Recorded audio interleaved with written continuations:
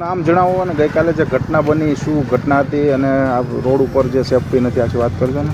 મારું નામ ધર્મેશ દેસાઈ છે, મારું ગામ સલડી છે, અહીંયા સ્થાનિક જ છીએ અમે.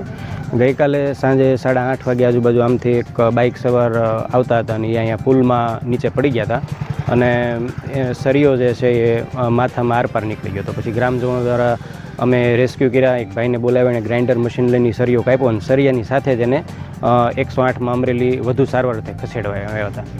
ત્યારબાદ સવારે એવું જાણવા મળ્યું કે એ ભાઈનું મૃત્યુ થયું છે અને એક દી અગાઉ આપણે લાલાવદરથી આગળ જે કામ ચાલુ છે બાયપાસ, ત્યાં પણ આ ઘટના બની, ત્યાંય પણ એક જણા મૃત્યુ થયું છે.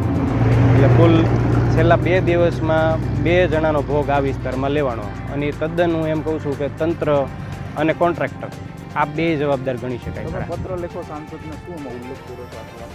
એમાં સાહેબ ઉલ્લેખ મેં એવો કર્યો છે કે આ એક તો પહેલી વાત તો એ કે એમાં આ જે કામ ચાલે છે આગળ કોઈ બેરિકેડ કે કોઈ થોડા અંતરે કાંઈ જે એને સેફટીના જે લેવા પડે મેજર એવું કાંઈ લીધેલું છે નહીં.